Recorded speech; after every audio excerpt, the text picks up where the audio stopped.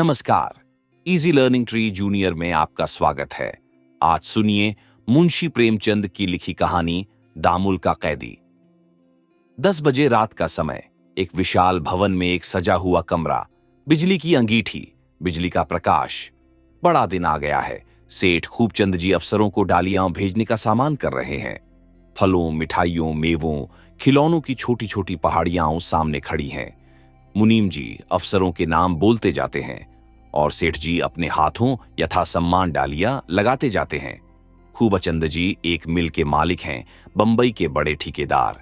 एक बार नगर के मेयर भी रह चुके हैं। इस वक्त भी कई व्यापारी सभाओं के मंत्री और व्यापार मंडल के सभापति हैं। इस धन, यश, मान की प्राप्ति में डालियों का कितना भाग है ये कौन कह सकता है, पर इस अवसर पर सेठ जी के 10-5 हजार बिगड़ जाते थे। अगर कुछ लोग तुम्हें खुशामदी, टोड़ी, जी हुजूर कहते हैं तो कहां करें, इससे सेठ जी का क्या बिगड़ता है। सेठ जी उन लोगों में नहीं हैं जो नेकी करके दरिया में डाल दें। पुजारी जी ने आकर कहा, सरकार बड़ा विलंब हो गया, ठाकुर जी का भोग तैयार है। अन्य धानिकों की भांति सेठ जी ने भी एक मंदिर बनवाया था। ठाकुर जी की पूजा करने के लिए एक पुजारी नौकर रख लिया था। पुजारी को रोष भरी आंखों से देखकर कहा, देखते नहीं हो क्या कर रहा हूं? यह भी एक काम है, खेल नहीं। तुम्हारे ठाकुर जी ही सब कुछ न दे देंगे। पेट भरने पर ही पूजा सूझती है। घंटे आधा घंटे की देर हो जाने से ठाकुर जी भूखों न मर जाएंगे। पुजारी जी अपना सा मुंह लेकर चले गए और सेठ जी फिर डालियां सजाने में मसरूफ हो गए। सेठ जी के जीवन का मुख्य काम धन कमाना था और उसके साधनों की रक्षा करना उनका मुख्य कर्तव्य। उनके सारे व्यवहार इसी सिद्धांत के अधीन थे। मित्रों से इसलिए मिलते थे कि उनसे धनोपार्जन में मदद मिलेगी। मनोरंजन भी करते थे तो व्यापार की दृष्टि से। दान बहुत देते थे, पर उसमें भी यही लक्ष्य सामने रहता था। संध्या और वंदना उनके लिए पुरानी लकीर थीं, जिसे पीटते रहने में स्वार्थ सिद्ध होता था, मानो कोई बेगार हो। सब कामों से छुट्टी मिली तो जाकर ठाकुर द्वारे में खड़े हो गए, चरणामृत लिया और चले आए। 1 घंटे के बाद पुजारी जी फिर सिर पर सवार हो गए। खूबचंद उनका मुंह देखते ही झुंझला उठे। जिस पूजा में तत्काल फायदा होता था उसमें कोई बार बार विघ्न डाले तो क्यों ना बुरा लगे। बोले, कह दिया, अभी मुझे फुर्सत नहीं है। खोपड़ी पर सवार हो गए। मैं पूजा का गुलाम नहीं हूं। जब घर में पैसे होते हैं तभी ठाकुर जी की भी पूजा होती है। घर में पैसे न होंगे तो ठाकुर जी भी पूछने न आएंगे। पुजारी हताश होकर चला गया और सेठ जी फिर अपने काम में लगे। सहसा उनके मित्र केशवराम जी पधारे। सेठ जी उठकर उनके गले से लिपट गए और बोले, किधर से? मैं तो अभी तुम्हें बुलाने वाला था। केशवराम ने मुस्कुराकर कहा, इतनी रात गए तक डालियां ही लग रही हैं, अब तो समेटो। कल का सारा दिन पड़ा है, लगा लेना। तुम कैसे इतना काम करते हो, मुझे तो यही आश्चर्य होता है। आज क्या प्रोग्राम था, याद है? सेठ जी ने गर्दन उठाकर स्मरण करने की चेष्टा करके कहा, क्या कोई विशेष प्रोग्राम था? मुझे तो याद नहीं आता। एकाएक स्मृति जाग उठती है। अच्छा, वह बात, हाँ याद आ गया। अभी देर तो नहीं हुई। इस झमेले में ऐसा भूला कि जरा भी याद न रही। तो चलो फिर, मैंने तो समझा था तुम वहां पहुंच गए होगे। मेरे न जाने से लैला नाराज तो नहीं हुई? ये तो वहां चलने पर मालूम होगा। तुम मेरी ओर से क्षमा मांग लेना। मुझे क्या गरज पड़ी है जो आपकी ओर से क्षमा मांगूं? वह तो त्योरियां चढ़ाए बैठी थी। कहने लगी, उन्हें मेरी परवाह नहीं तो मुझे भी उनकी परवाह नहीं। मुझे आने ही न देती थी। मैंने शांत तो कर दिया, लेकिन कुछ बहाना करना पड़ेगा।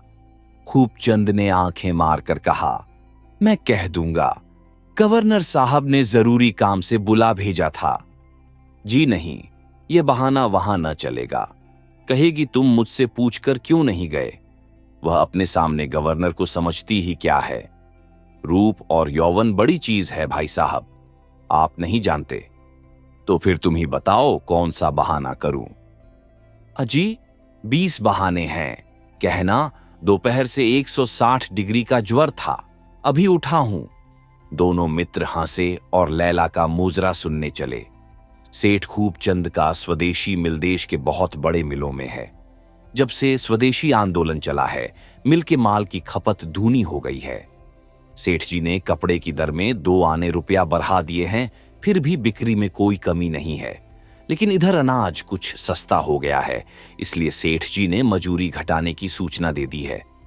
कई दिन से मजूरों के प्रतिनिधियों और सेठ जी में बहस होती रही। सेठ जी जौ भर भी न दबना चाहते थे। जब उन्हें आधी मजूरी पर नए आदमी मिल सकते हैं, तब वह क्यों पुराने आदमियों को रखें? वास्तव में यह चाल पुराने आदमियों को भगाने ही के लिए चली गई थी। अंत में मजूरों ने यही निश्चय किया कि हड़ताल कर दी जाए।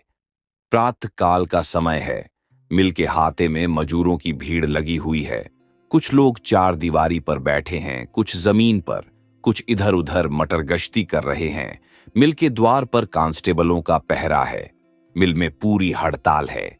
एक युवक को बाहर से आते देखकर सैकड़ों मजूर इधर उधर से दौड़कर उसके चारों ओर जमा हो गए। हर एक पूछ रहा था, सेठ जी ने क्या कहा? यह लंबा, दुबला, सांवला युवक मजूरों का प्रतिनिधि था। उसकी आकृति में कुछ ऐसी दृढ़ता, कुछ ऐसी निष्ठा, कुछ ऐसी गंभीरता थी कि सभी मजूरों ने उसे नेता मान लिया था। युवक के स्वर में निराशा थी, क्रोध था, आहत सम्मान का रुदन था। कुछ नहीं हुआ, सेठ जी कुछ नहीं सुनते। चारों ओर से आवाजें आईं, तो हम भी उनकी खुशामद नहीं करते। युवक ने फिर कहा, वह मजूरी घटाने पर तुले हुए हैं, चाहे कोई काम करे या न करे। इस मिल से इस साल 10 लाख का फायदा हुआ है। यह हम लोगों ही की मेहनत का फल है, लेकिन फिर भी हमारी मजूरी काटी जा रही है। धनवानों का पेट कभी नहीं भरता। हम निर्बल हैं, निस्सहाय हैं, हमारी कौन सुनेगा? व्यापार मंडल उनकी ओर है, सरकार उनकी ओर है, मिल के हिस्सेदार उनकी ओर हैं, हमारा कौन है? हमारा उद्धार तो भगवान ही करेंगे। एक मजूर बोला, सेठ जी भी तो भगवान के बड़े भक्त हैं। युवक ने मुस्कुराकर कहा, हां, बहुत बड़े भक्त हैं। यहां किसी ठाकुर द्वारे में उनके ठाकुर द्वारे की सी सजावट नहीं है। कहीं इतना विधिपूर्वक भोग नहीं लगता, कहीं इतने उत्सव नहीं होते, कहीं ऐसी झांकी नहीं बनती। उसी भक्ति का प्रताप है कि आज नगर में इतना सम्मान है। औरों का माल पड़ा सड़ता है, इनका माल गोदाम में नहीं जाने पाता। वही भक्तराज हमारी मजूरी घटा रहे हैं। मिल में अगर घाटा हो तो हम आधी मजूरी पर काम करेंगे, लेकिन जब लाखों का लाभ हो रहा है तो किस नीति से हमारी मजूरी घटाई जा रही है? हम अन्याय नहीं सह सकते। प्रण कर लो कि किसी बाहरी आदमी को मिल में घुसने न देंगे, चाहे वह अपने साथ फौज लेकर ही क्यों ना आए। कुछ परवाह नहीं, हमारे ऊपर लाठियां बरसें, गोलियां चलें। एक तरफ से आवाज आई, सेठ जी। सभी पीछे फिर कर सेठ जी की तरफ देखने लगे। सभी के चेहरों पर हवाइयां उड़ने लगीं। कितने ही तो डरकर कांस्टेबलों से मिलके अंदर जाने के लिए चिरौरी करने लगे। कुछ लोग रुई की गांठों की आड़ में जा छिपे। थोड़े से आदमी कुछ सहमे हुए, पर जैसे जान हथेली पर लिए युवक के साथ खड़े रहे। सेठ जी ने मोटर से उतरते हुए कांस्टेबलों को बुलाकर कहा, इन आदमियों को मारकर बाहर निकाल दो, इसी दम। मजूरों पर डंडे पड़ने लगे। 10-5 तो गिर पड़े, बाकी अपनी अपनी जान लेकर भागे। वह युवक 2 आदमियों के साथ अभी तक डटा खड़ा था। प्रभुता असहिष्णु होती है। सेठ जी खुद आ जाई, फिर भी ये लोग सामने खड़े रहे। ये तो खुला विद्रोह है। ये बेअदबी कौन सह सकता है? जरा इस लौंडे को देखो, देह पर साबित कपड़े भी नहीं हैं, मगर जमा खड़ा है, मानो मैं कुछ हूं ही नहीं। समझता होगा ये मेरा कर ही क्या सकते हैं। सेठ जी ने रिवॉल्वर निकाल लिया और इस समूह के निकट आकर उसे जाने का हुक्म दिया, पर वह समूह अचल खड़ा था। सेठ जी उन्मत्त हो गए। यह हेकड़ी। तुरंत हेड कांस्टेबल को बुलाकर हुक्म दिया, इन आदमियों को गिरफ्तार कर लो।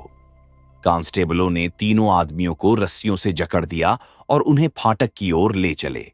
इनका गिरफ्तार होना था कि 1000 आदमियों का दल रेला मारकर मिल से निकल आया और कैदियों की तरफ लपका। कांस्टेबलों ने देखा बंदूक चलाने पर भी जान न बचेगी, तो मुलजिमों को छोड़ दिया और भाग खड़े हुए। सेठ जी को ऐसा क्रोध आ रहा था कि इन सारे आदमियों को तोप पर उड़वा दें। क्रोध में आत्मरक्षा की भी उन्हें परवाह न थी। कैदियों को सिपाहियों से छुड़ाकर वह जनसमूह सेठ जी की ओर आ रहा था। सेठ जी ने समझा सबके सब मेरी जान लेने आ रहे हैं। अच्छा, ये लौंडा गोपी सभी के आगे है, यही यहां भी इनका नेता बना हुआ है। मेरे सामने कैसा भीगी बिल्ली बना हुआ था, पर यहां सबके आगे आगे आ रहा है। सेठ जी अब भी समझौता कर सकते थे, पर यूं दबकर विद्रोहियों से दान मांगना उन्हें असह्य था। इतने में क्या देखते हैं कि वह बढ़ता हुआ समूह बीच ही में रुक गया। युवक ने उन आदमियों से कुछ सलाह की और तब अकेला सेठ जी की तरफ चला। सेठ जी ने मन में कहा, शायद मुझसे प्राण दान की शर्तें तय करने आ रहा है। सभी ने आपस में यही सलाह की है। जरा देखो कितने निशंक भाव से चला आता है, जैसे कोई विजयी सेनापति हो। ये कांस्टेबल कैसे दुम दबाकर भाग खड़े हुए। लेकिन तुम्हें तो नहीं छोड़ता बचा, जो कुछ होगा देखा जाएगा। जब तक मेरे पास यह रिवॉल्वर है, तुम मेरा क्या कर सकते हो? तुम्हारे सामने तो घुटना न टेकूंगा। युवक समीप आ गया और कुछ बोलना ही चाहता था कि सेठ जी ने रिवॉल्वर निकालकर फायर कर दिया। युवक भूमि पर गिर पड़ा और हाथ पांव फेंकने लगा। उसके गिरते ही मजूरों में उत्तेजना फैल गई। अभी तक उनमें हिंसा भाव न था। वे केवल सेठ जी को यह दिखा देना चाहते थे कि तुम हमारी मजूरी काटकर शांत नहीं बैठ सकते। किंतु हिंसा ने हिंसा को उद्दीप्त कर दिया। सेठ जी ने देखा प्राण संकट में है और समतल भूमि पर रिवॉल्वर से भी देर तक प्राण रक्षा नहीं कर सकते। पर भागने का कहीं स्थान न था। जब कुछ न सूझा तो वह रुई के गांठ पर चढ़ गए और रिवॉल्वर दिखा दिखाकर नीचे वालों को ऊपर चढ़ने से रोकने लगे। नीचे 500 आदमियों का घेरा था। ऊपर सेठ जी अकेले रिवॉल्वर लिए खड़े थे। कहीं से कोई मदद नहीं आ रही है और प्रतिक्षण प्राणों की आशा क्षीण होती जा रही है। कांस्टेबलों ने भी अफसरों को यहां की परिस्थिति नहीं बतलाई। नहीं तो क्या अब तक कोई ना आता? केवल 5 गोलियों से कब तक जान बचेगी? एक क्षण में ये सब समाप्त हो जाएंगी। भूल हुई, मुझे बंदूक और कारतूस लेकर आना चाहिए था। फिर देखता इनकी बहादुरी, एक एक को भून कर रख देता। मगर क्या जानता था कि यहां इतनी भयंकर परिस्थिति आ खड़ी होगी। नीचे के एक आदमी ने कहा, लगा दो गांठों में आग, निकालो तो एक माचिस, रुई से धन कमाया है, रुई की चिता पर जले। तुरंत एक आदमी ने जेब से दियासलाई निकाली और आग लगाना ही चाहता था कि सहसा वही जख्मी युवक पीछे से आकर सामने हो गया। उसके पांव में पट्टी बंधी हुई थी, फिर भी रक्त बह रहा था। उसका मुख पीला पड़ गया था और उसके तनाव से मालूम होता था कि युवक को असह्य वेदना हो रही है। उसे देखते ही लोगों ने चारों तरफ से आकर घेर लिया। उस हिंसा के उन्माद में भी अपने नेता को जीता जागता देखकर उनके हर्ष की सीमा न रही। जय घोष से आकाश गूंज उठा, गोपीनाथ की जय। जख्मी गोपीनाथ ने हाथ उठाकर समूह को शांत हो जाने का संकेत करके कहा, भाइयों, मैं तुमसे एक शब्द कहने आया हूं। कह नहीं सकता बचूंगा या नहीं। संभव है तुमसे यह मेरा अंतिम निवेदन हो। तुम क्या करने जा रहे हो? दरिद्र में नारायण का निवास है। क्या इसे मिथ्या करना चाहते हो? धनी को अपने धन का मद हो सकता है। तुम्हें किस बात का अभिमान है? तुम्हारे झोपड़ों में क्रोध और अहंकार के लिए कहां स्थान है? मैं तुमसे हाथ जोड़कर कहता हूं, सब लोग यहां से हट जाओ। अगर तुम्हें मुझसे कुछ स्नेह है, अगर मैंने तुम्हारी कुछ सेवा की है, तो अपने घर जाओ और सेठ जी को घर जाने दो। चारों तरफ से आपत्तिजनक आवाजें आने लगीं, लेकिन गोपीनाथ का विरोध करने का साहस किसी में न हुआ। धीरे धीरे लोग यहां से हट गए। मैदान साफ हो गया तो गोपीनाथ ने विनम्र भाव से सेठ जी से कहा, सरकार, अब आप चले जाएं। मैं जानता हूं आपने मुझे धोखे से मारा। मैं केवल यही कहने आपके पास आ रहा था जो अब कह रहा हूं। मेरा दुर्भाग्य था कि आपको भ्रम हुआ। ईश्वर की यही इच्छा थी। सेठ जी को गोपीनाथ पर कुछ श्रद्धा होने लगी है। नीचे उतरने में कुछ शंका अवश्य है, पर ऊपर भी तो प्राण बचने की कोई आशा नहीं है। वह इधर उधर सशंक नेत्रों से ताकते हुए उतरते हैं। जनसमूह कुछ 10 गज के अंतर पर खड़ा हुआ है। प्रत्येक मनुष्य की आंखों में विद्रोह और हिंसा भरी हुई है।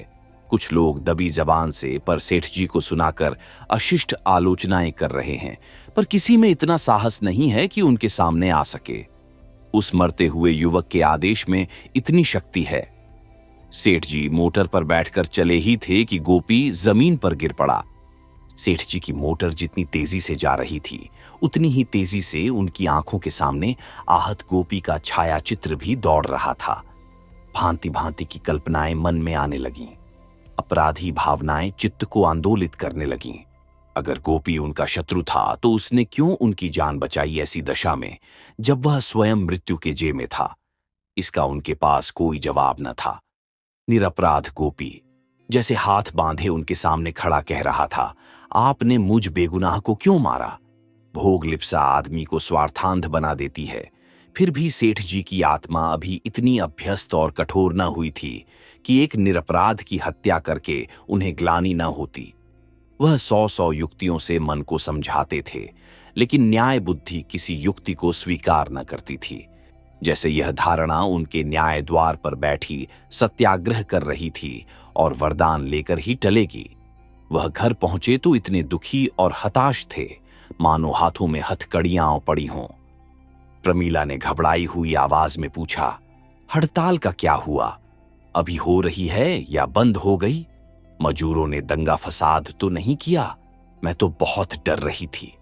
खूबचंद ने आराम कुर्सी पर लेटकर एक लंबी सांस ली और बोले, कुछ न पूछो, किसी तरह जान बच गई।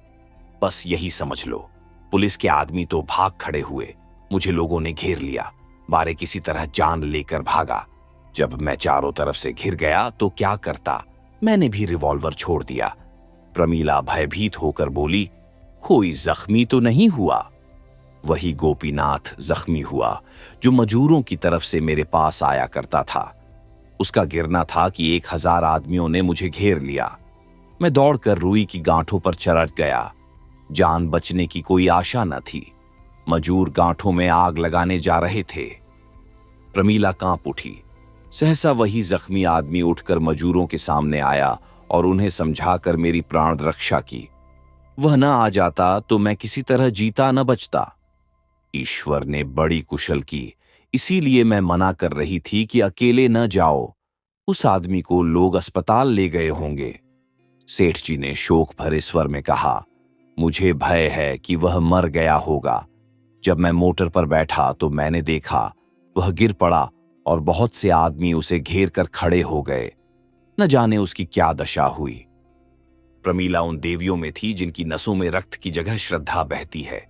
स्नान, पूजा, तप और व्रत, यही उसके जीवन के आधार थे। सुख में, दुख में, आराम में उपासना ही उसका कवच थी। इस समय भी उस पर संकट आ पड़ा। ईश्वर के सिवा कौन उसका उद्धार करेगा?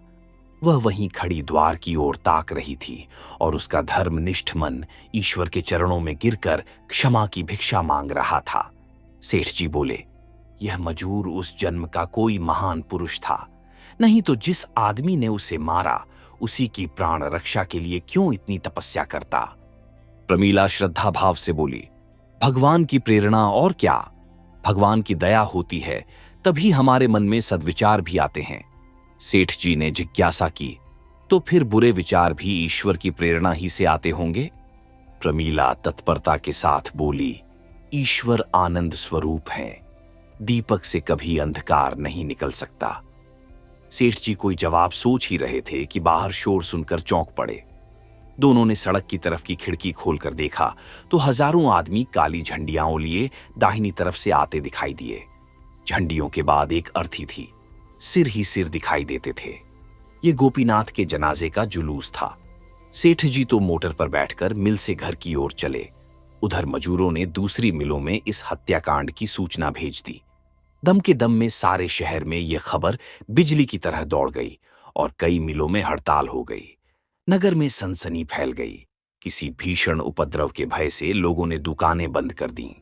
यह जुलूस नगर के मुख्य स्थानों का चक्कर लगाता हुआ सेठ खूबचंद के द्वार पर आया है और गोपीनाथ के खून का बदला लेने पर तुला हुआ है। उधर पुलिस अधिकारियों ने सेठ जी की रक्षा करने का निश्चय कर लिया है, चाहे खून की नदी ही क्यों न बह जाए। जुलूस के पीछे सशस्त्र पुलिस के 200 जवान डबल मार्च से उपद्रवकारियों का दमन करने चले आ रहे हैं। सेठ जी अभी अपने कर्तव्य का निश्चय न कर पाए थे कि विद्रोहियों ने कोठी के दफ्तर में घुसकर लेन देन के बही खातों को जलाना और तिजोरियों को तोड़ना शुरू कर दिया। मुनीम और अन्य कर्मचारी तथा चौकीदार सब के सब अपनी अपनी जान लेकर भागे। उसी वक्त बाईं ओर से पुलिस की दौड़ आधाम की और पुलिस कमिश्नर ने विद्रोहियों को 5 मिनट के अंदर यहां से भाग जाने का हुक्म दे दिया। समूह ने एक स्वर से पुकारा, गोपीनाथ की जय। 1 घंटा पहले अगर ऐसी परिस्थिति उत्पन्न हुई होती तो सेठ जी ने बड़ी निश्चिंतता से उपद्रवकारियों को पुलिस की गोलियों का निशाना बनने दिया होता, लेकिन गोपीनाथ के उस देवोपम सौजन्य और आत्मसमर्पण ने जैसे उनके मन स्थित विकारों का शमन कर दिया था और अब साधारण औषधि भी उन पर रामबाण का सा चमत्कार दिखाती थी। उन्होंने प्रमीला से कहा, मैं जाकर सबके सामने अपना अपराध स्वीकार किए लेता हूं, नहीं तो मेरे पीछे न जाने कितने घर मिट जाएंगे। प्रमीला ने कांपते हुए स्वर में कहा, यहीं खिड़की से आदमियों को क्यों नहीं समझा देते? वे जितना मजूरी बढ़ाने को कहते हों बढ़ा दो। इस समय तो उन्हें मेरे रक्त की प्यास है, मजूरी बढ़ाने का उन पर कोई असर न होगा। सजल नेत्रों से देखकर प्रमीला बोली, तब तो तुम्हारे ऊपर हत्या का अभियोग चल जाएगा। सेठ जी ने धीरता से कहा, भगवान की यही इच्छा है तो हम क्या कर सकते हैं? एक आदमी का जीवन इतना मूल्यवान नहीं है कि उसके लिए असंख्य जानें ली जाए।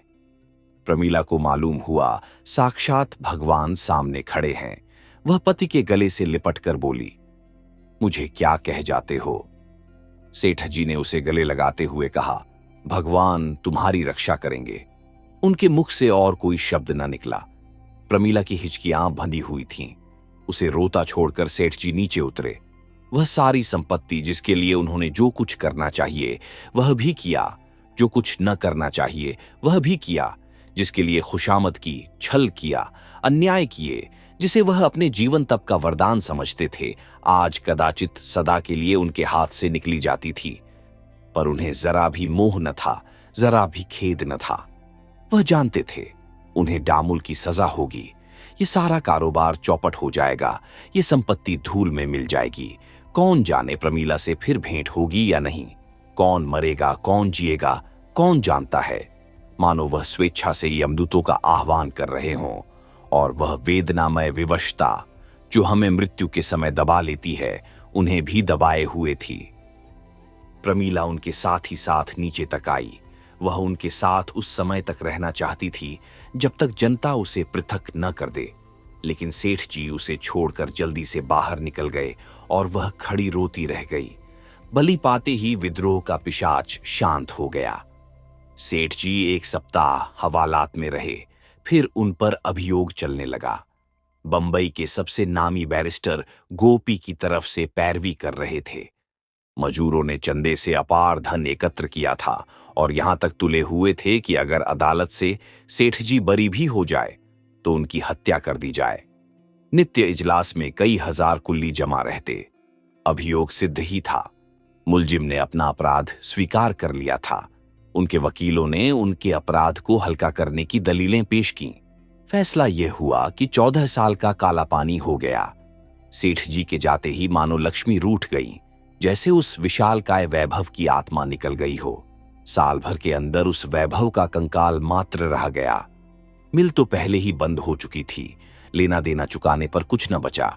यहां तक कि रहने का घर भी हाथ से निकल गया। प्रमीला के पास लाखों के आभूषण थे। वह चाहती तो उन्हें सुरक्षित रख सकती थी, पर त्याग की धुन में उन्हें भी निकाल फेंका। 7वें महीने में जब उसके पुत्र का जन्म हुआ तो वह छोटे से किराए के घर में थी।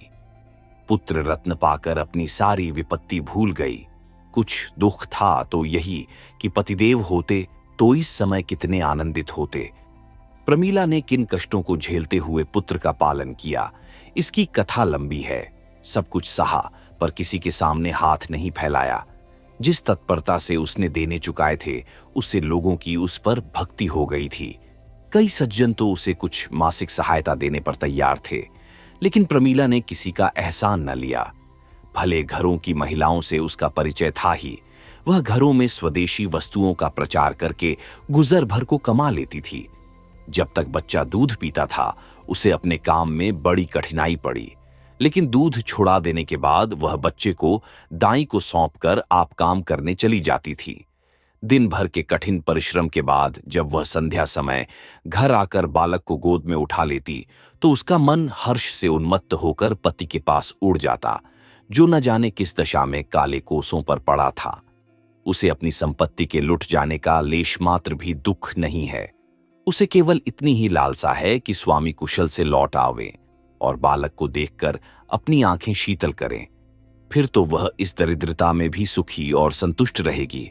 वह नित्य ईश्वर के चरणों में सिर झुकाकर स्वामी के लिए प्रार्थना करती है। उसे विश्वास है ईश्वर जो कुछ करेंगे उससे उनका कल्याण ही होगा।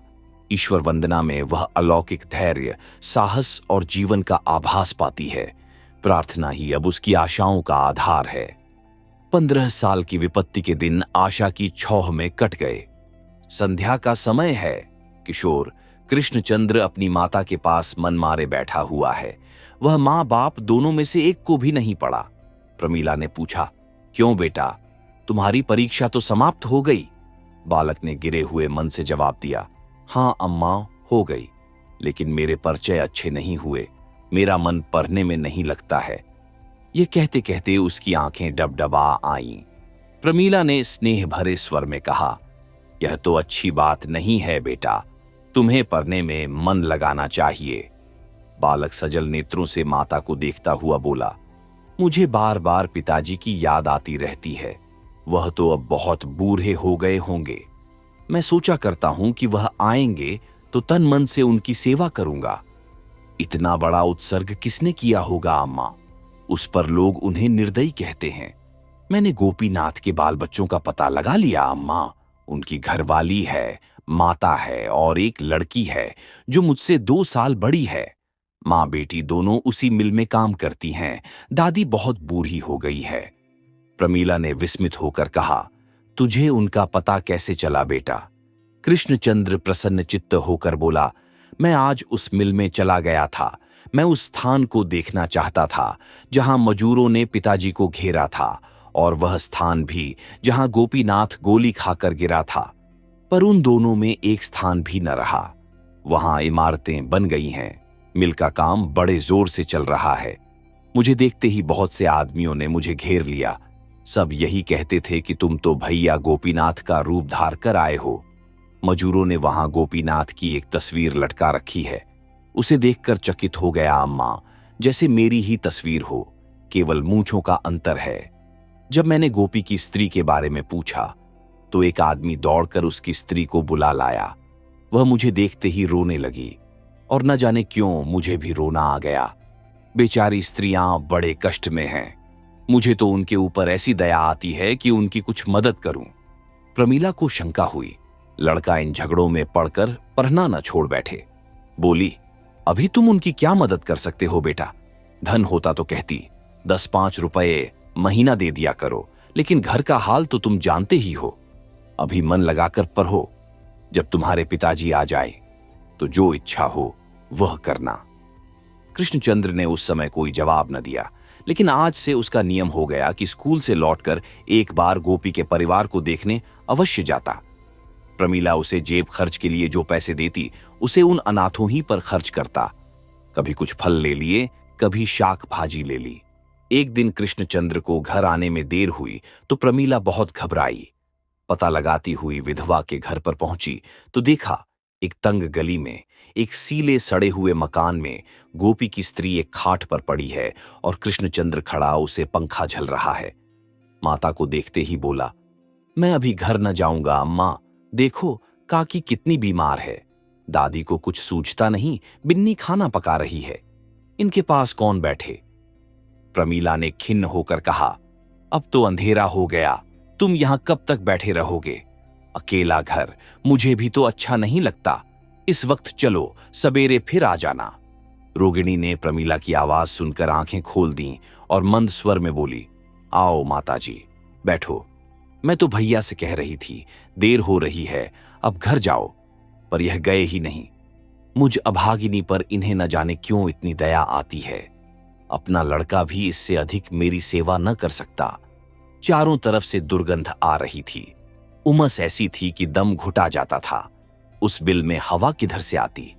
पर कृष्णचंद्र ऐसा प्रसन्न था मानो कोई परदेशी चारों ओर से ठोकरें खाकर अपने घर में आ गया हो। प्रमीला ने इधर उधर निगाह दौड़ाई तो एक दीवार पर उसे एक तस्वीर दिखाई दी। उसने समीप जाकर उसे देखा तो उसकी छाती धक से हो गई। बेटे की ओर देखकर बोली, तूने यह चित्र कब खिंचवाया बेटा? कृष्णचंद्र मुस्कुराकर बोला, यह मेरा चित्र नहीं है अम्मा, गोपीनाथ का चित्र है। प्रमीला ने अविश्वास से कहा, चल झूठा कहीं का। रोगिणी ने कातर भाव से कहा, नहीं अम्मा जी, वह मेरे आदमी ही का चित्र है। भगवान की लीला कोई नहीं जानता, पर भैया की सूरत इतनी मिलती है कि मुझे अचरज होता है। जब मेरा ब्याह हुआ था तब उनकी यही उम्र थी और सूरत भी बिल्कुल यही। यही हंसी थी, यही बातचीत और यही स्वभाव। क्या रहस्य है, मेरी समझ में नहीं आता। माताजी, जब से ये आने लगे हैं कह नहीं सकती मेरा जीवन कितना सुखी हो गया। इस मोहल्ले में सब हमारे ही जैसे मजूर रहते हैं। उन सबों के साथ यह लड़कों की तरह रहते हैं। सब इन्हें देखकर निहाल हो जाते हैं। प्रमीला ने कोई जवाब न दिया। उसके मन पर एक अव्यक्त शंका छाई थी, मानो उसने कोई बुरा सपना देखा हो। उसके मन में बार बार एक प्रश्न उठ रहा था, जिसकी कल्पना ही से उसके रोएं खड़े हो जाते थे। सहसा उसने कृष्णचंद्र का हाथ पकड़ लिया और बलपूर्वक खींचती हुई द्वार की ओर चली, मानो कोई उसे उसके हाथों से छीने लिए जाता हो। रोगिणी ने केवल इतना कहा, माताजी, कभी कभी भैया को मेरे पास आने दिया करना, नहीं तो मैं मर जाऊंगी। 15 साल के बाद भूतपूर्व सेठ खूबचंद अपने नगर के स्टेशन पर पहुंचे। हरा भरा वृक्ष ठूंठ होकर रह गया था। चेहरे पर झुर्रियां पड़ी हुई, सिर के बाल सन, दाढ़ी जंगल की तरह बढ़ी हुई, दांतों का कहीं नाम नहीं, कमर झुकी हुई। ठूंठ को देखकर कौन पहचान सकता है कि यह वही वृक्ष है जो फल फूल और पत्तियों से लदा रहता था, जिस पर पक्षी कलरव करते रहते थे। स्टेशन के बाहर निकलकर वह सोचने लगे, कहां जाए। अपना नाम लेते लज्जा आती थी। किससे पूछें, प्रमीला जीती है या मर गई? अगर है तो कहां है? उन्हें देख वह प्रसन्न होगी या उनकी उपेक्षा करेगी? प्रमीला का पता लगाने में ज्यादा देर न लगी। खूबचंद की कोठी अभी तक खूबचंद की कोठी कहलाती थी। दुनिया कानून के उलटफेर क्या जाने। अपनी कोठी के सामने पहुंचकर उन्होंने एक तंबोली से पूछा, क्यों भैया, यही तो सेठ खूबचंद की कोठी है? तंबोली ने उनकी ओर कुतूहल से देखकर कहा, खूबचंद की जब थी तब थी, अब तो लाला देशराज की है।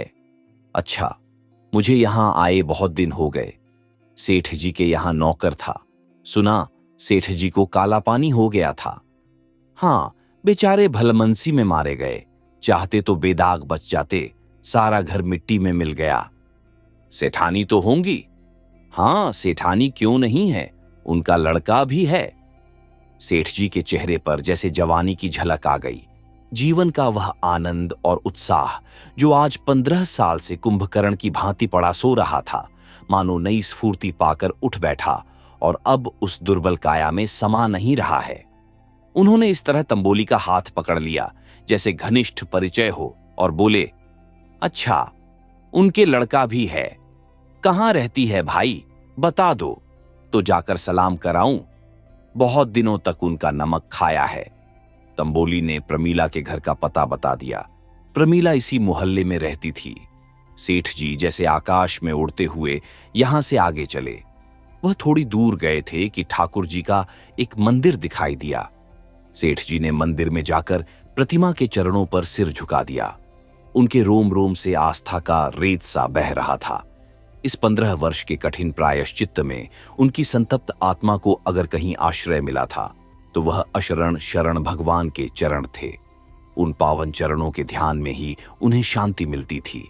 दिन भर ऊख के कोल्हू में जुटे रहने या फावड़े चलाने के बाद जब वह रात को पृथ्वी की गोद में लेटते तो पूर्व स्मृतियां अपना अभिनय करने लगतीं। वह अपना विलासमय जीवन जैसे रुदन करता हुआ उनकी आंखों के सामने आ जाता और उनके अंतकरण से वेदना में डूबी हुई ध्वनि निकलती, ईश्वर मुझ पर दया करो।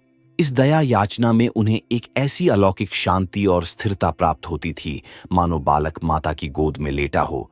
जब उनके पास संपत्ति थी, विलास के साधन थे, यौवन था, स्वास्थ्य था, अधिकार था, उन्हें आत्मचिंतन का अवकाश न मिलता था।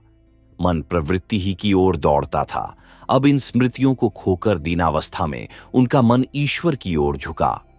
पानी पर जब तक कोई आवरण है, उसमें सूर्य का प्रकाश कहां? वह मंदिर से निकलते ही थे कि एक स्त्री ने उसमें प्रवेश किया। खूबचंद का हृदय उछल पड़ा। वह कुछ कर्तव्य भ्रम से होकर एक स्तंभ की आड़ में हो गए। यह प्रमीला थी।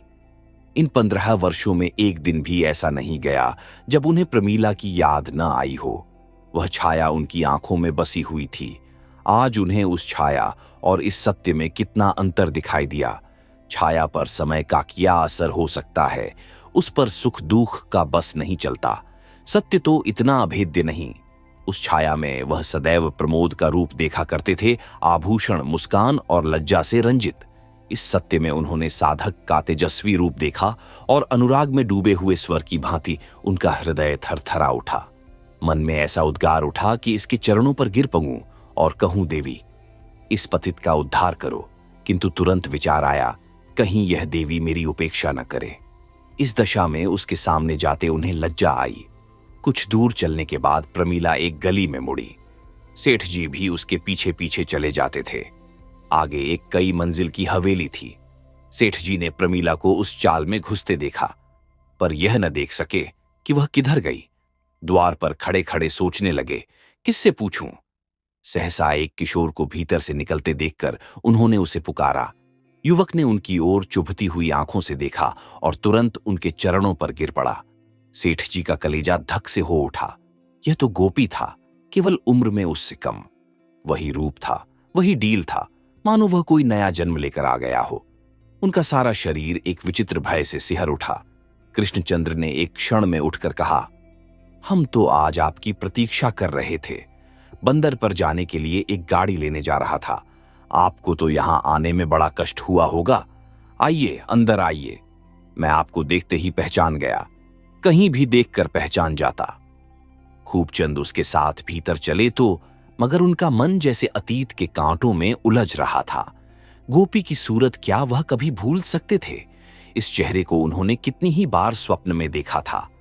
वह कांड उनके जीवन की सबसे महत्वपूर्ण घटना थी और आज एक युग बीत जाने पर भी वह उनके पथ में उसी भांति अटल खड़ा था। एकाएक कृष्णचंद्र जी ने के पास रुककर बोला, जाकर अम्माओं से कह आऊं, दादा आ गए, आपके लिए नए नए कपड़े बने रखे हैं। खूबचंद ने पुत्र के मुख का इस तरह चुंबन किया जैसे वह शिशु हो और उसे गोद में उठा लिया। वह उसे लिए जीने पर चरहे चले जाते थे। यह मनोल्लास की शक्ति थी। 30 साल से व्याकुल पुत्र लालसा यह पदार्थ पाकर जैसे उस पर न्योछावर हो जाना चाहती है। जीवन नई नई अभिलाषाओं को लेकर उन्हें सम्मोहित कर रहा है। इस रत्न के लिए वह ऐसी ऐसी कितनी ही यातनाएं सहर्ष झेल सकते थे। अपने जीवन में उन्होंने जो कुछ अनुभव के रूप में कमाया था, उसका तत्व वह अब कृष्णचंद्र के मस्तिष्क में भर देना चाहते हैं।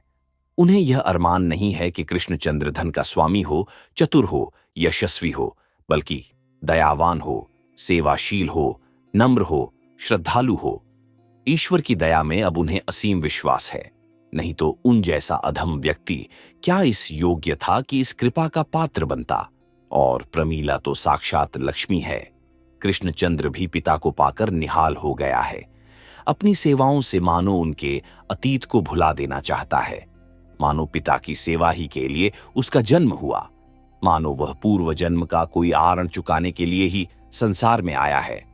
आज सेठ जी को आए 7वां दिन है। संध्या का समय है। सेठ जी संध्या करने जा रहे हैं कि गोपीनाथ की लड़की बिन्नी ने आकर प्रमीला से कहा, माता जी, अम्माओं का जी अच्छा नहीं है, भैया को बुला रही हैं। प्रमीला ने कहा, आज तो वह न जा सकेगा, उसके पिता आ गए हैं, उनसे बातें कर रहा है। कृष्णचंद्र ने दूसरे कमरे में से उसकी बातें सुन ली। तुरंत आकर बोला, नहीं अम्मा, मैं दादा से पूछकर जरा देर के लिए चला जाऊंगा। प्रमीला ने बिगड़कर कहा, तू कहीं जाता है तो तुझे घर की सुधि ही नहीं रहती। न जाने उन सबों ने तुझे क्या बूटी सूंघा दी है। मैं बहुत जल्दी चला आऊंगा अम्मा, तुम्हारे पैरों पड़ता हूं। तू भी कैसा लड़का है, वह बेचारे अकेले बैठे हुए हैं और तुझे वहां जाने की पड़ी हुई है। सेठ जी ने भी ये बातें सुनी। आकर बोले, क्या हरज है, जल्दी आने को कह रहे हैं तो जाने दो। कृष्णचंद्र प्रसन्नचित्त बिन्नी के साथ चला गया। एक क्षण के बाद प्रमीला ने कहा, जब से मैंने गोपी की तस्वीर देखी है, मुझे नित्य शंका बनी रहती है कि न जाने भगवान क्या करने वाले हैं। बस यही मालूम होता है। सेठ जी ने गंभीर स्वर में कहा, मैं भी तो पहली बार देखकर चकित रह गया था। जान पड़ा गोपीनाथ ही खड़ा है।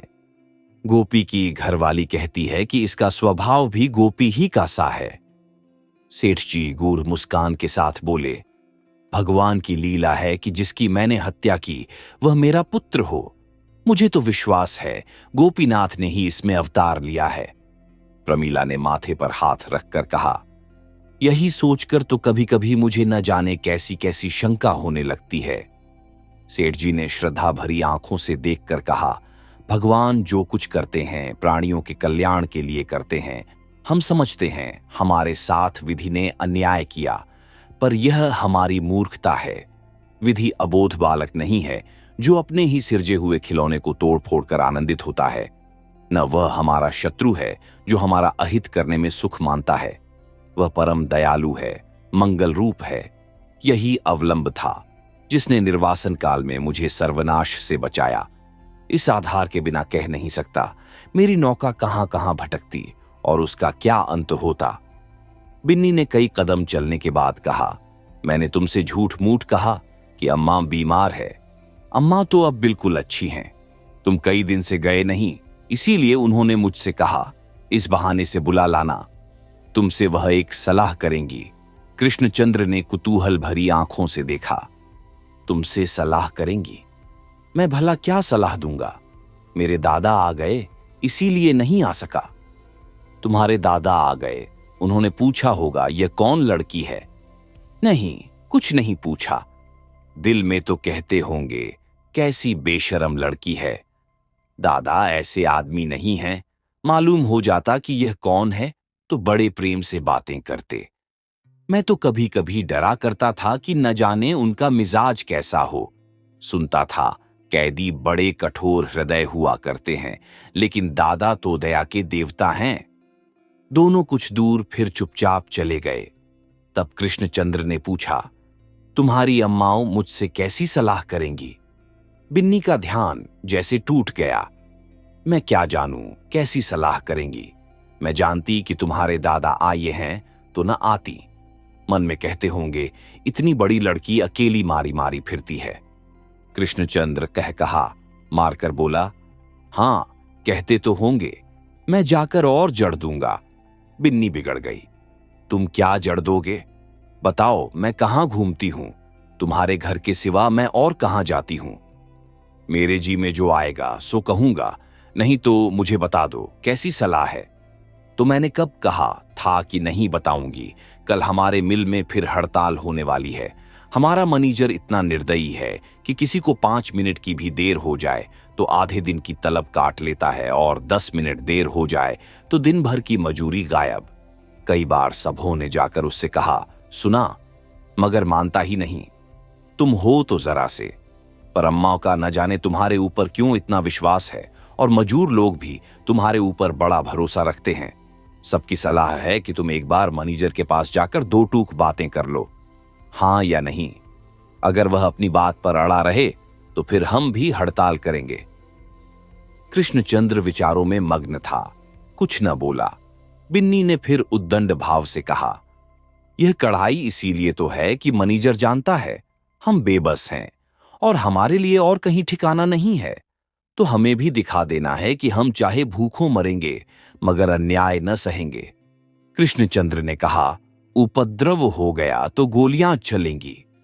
तो चलने दो, हमारे दादा मर गए तो क्या हम लोग जिए नहीं। दोनों घर पहुंचे तो वहां द्वार पर बहुत से मजूर जमा थे और इसी विषय पर बातें हो रही थीं। कृष्णचंद्र को देखते ही सबों ने चिल्लाकर कहा, लो भैया, आ गए। वही मिल है जहां सेठ खूबचंद ने गोलियां चलाई थीं। आज उन्हीं का पुत्र मजदूरों का नेता बना हुआ गोलियों के सामने खड़ा है। कृष्णचंद्र और मैनेजर में बातें हो चुकी।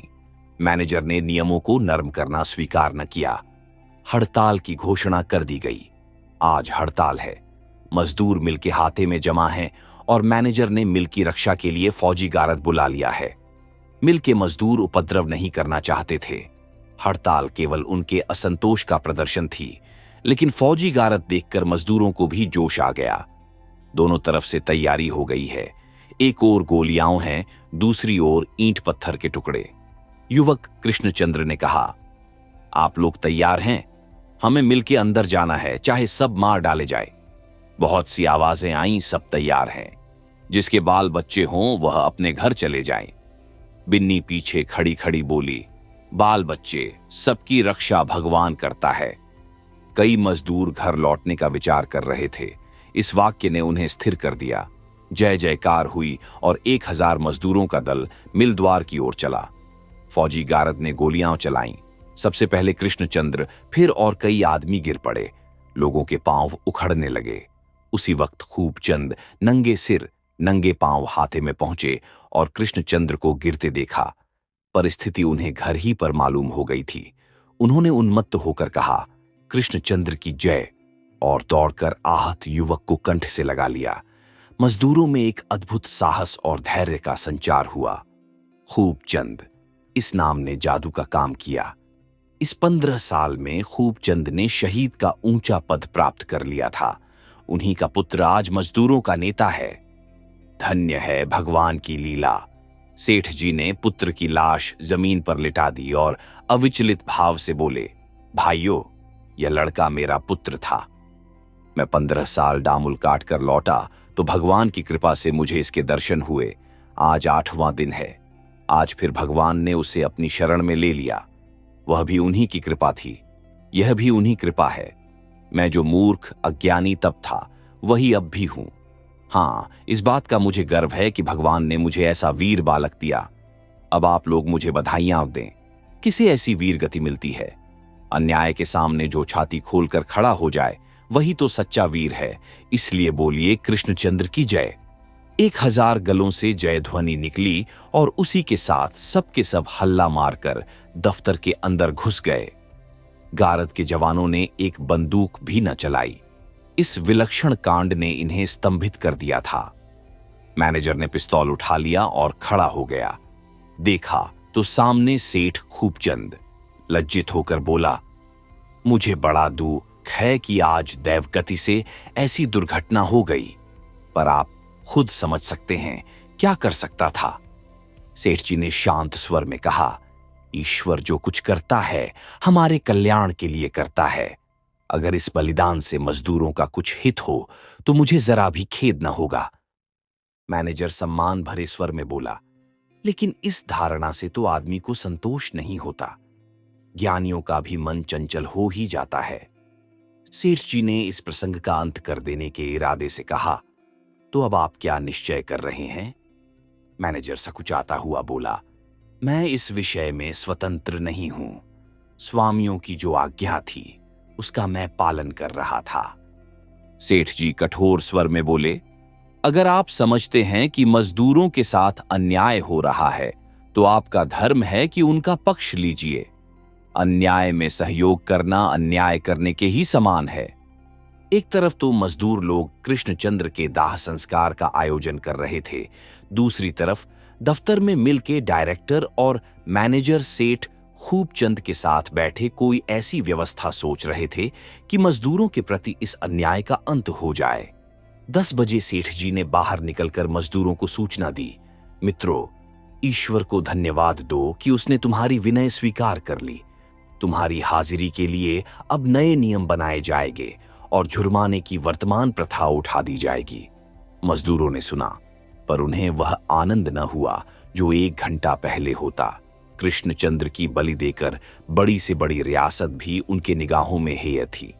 अभी अर्थी न उठने पाई थी कि प्रमीला लाल आंखें किए उन्मत्त सी दौड़ी आई और उस देह से चिमट गई जिसे उसने अपने उदर से जन्म दिया और अपने रक्त से पाला था।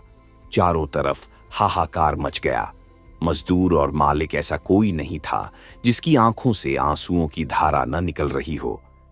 सेठ जी ने समीप जाकर प्रमीला के कंधों पर हाथ रखा और बोले, क्या करती हो प्रमीला? जिसकी मृत्यु पर हंसना और ईश्वर को धन्यवाद देना चाहिए, उसकी मृत्यु पर रोती हो। प्रमीला उसी तरह शव को हृदय से लगाए पड़ी रही। जिस निधि को पाकर उसने विपत्ति को संपत्ति समझा था, पति वियोग से अंधकारमय जीवन में जिस दीपक से आशा, धैर्य और अवलंब पा रही थी, वह दीपक बुझ गया था। जिस विभूति को पाकर ईश्वर की निष्ठा और भक्ति उसके रोम रोम में व्याप्त हो गई थी, वह विभूति उससे छीन ली गई थी।